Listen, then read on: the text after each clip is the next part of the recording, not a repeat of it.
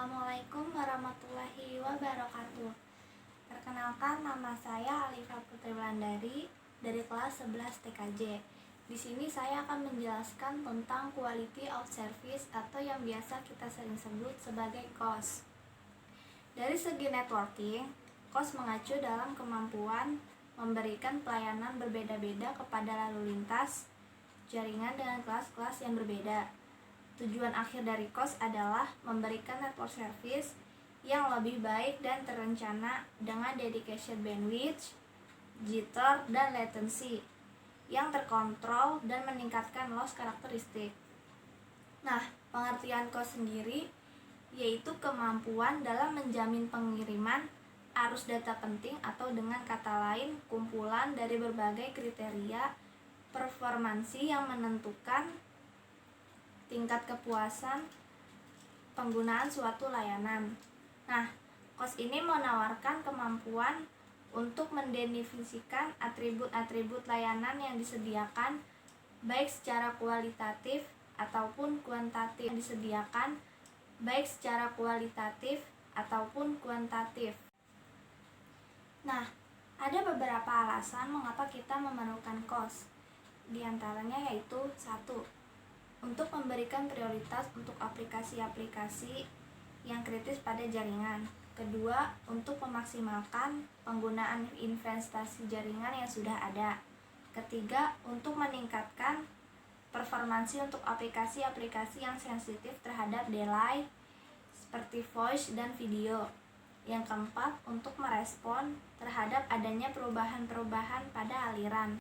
Nah, pada cost sendiri ini memiliki 3 tingkatan, yaitu diantaranya ada best effort service, yaitu digunakan untuk melakukan semua usaha agar dapat mengirimkan suatu paket ke suatu tujuan.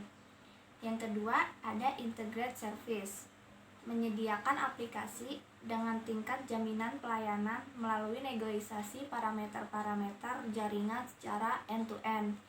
Yang ketiga ada differentiated service, adalah model service yang menyediakan suatu set perangkat klasifikasi atau mekanisme antrian terhadap protokol-protokol atau aplikasi-aplikasi dengan prioritas tertentu di atas jaringan yang berbeda. Cost ini juga memiliki parameter-parameter tersendiri, yaitu diantaranya ada frame loss. Frame loss itu merupakan parameter dari sistem multimedia streaming yang dapat diukur, yaitu dengan cara mencari nilai selisih dari paket frame yang dikirim oleh transmitter dikurangi dengan paket frame yang diterima oleh receiver, sehingga hasil selisih tersebut didapatkan nilai frame loss. Yang kedua ada error rate. Nah, pada error rate ini terdapat 2 jenis kesalahan, yaitu diantaranya 1.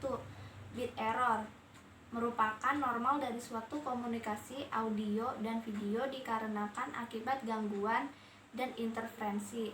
Hal tersebut sangatlah rendah di dalam jaringan modem. Kehilangan paket data atau paket loss sebagian besar disebabkan oleh network switchers yang memiliki kekurangan kapasitas buffer yang terbatas.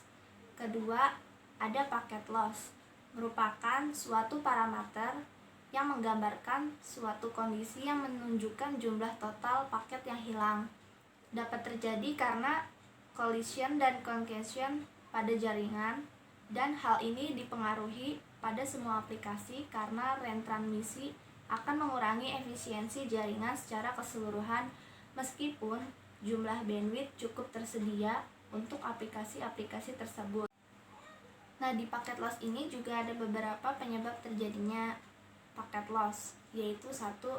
Congestion, disebabkan terjadinya antrian yang berlebihan dalam suatu jaringan. Yang kedua, node yang bekerja melebihi kapasitas buffer. Ketiga, memori yang terbatas pada mode. Keempat, policing atau kontrol terhadap jaringan untuk memastikan bahwa jumlah trafik yang mengalir sesuai dengan besarnya bandwidth.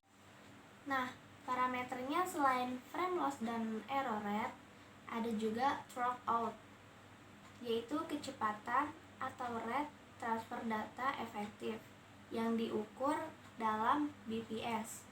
Throughput merupakan jumlah total kedatangan paket yang sukses yang diamati pada destination selama interval waktu tertentu, dibagi oleh durasi interval waktu tersebut. Nah, selanjutnya ada kualitas video. Parameter kualitas suatu video tidak dapat ditetapkan secara pasti dikarenakan persepsi yang berbeda-beda. Nah, kualitas video banyak dipengaruhi oleh beberapa faktor, antara lain: 1.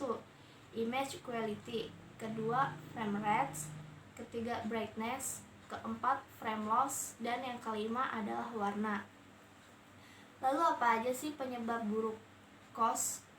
Nah, terdapat beberapa faktor yang mengganggu dalam jaringan yang menyebabkan turunnya nilai COS, antara lain: 1. Redaman, yaitu jatuhnya kuat sinyal karena pertambahan jarak pada media transmisi. Kedua, distorsi, yaitu fenomena yang disebabkan bervariasinya kecepatan propagasi karena perbedaan bandwidth. Ketiga, yaitu noise. Nah, noise ini sangat berbahaya karena jika terlalu besar akan dapat mengubah data asli yang dikirimkan. Nah, mungkin itu saja pengertian quality of service atau COS dari saya. Bila ada kesalahan kata atau kata yang berlibat-libat, mohon dimaafkan karena manusia tidak luput dari kesalahan. Wabillahi taufiq wal hidayah. Wassalamualaikum warahmatullahi wabarakatuh.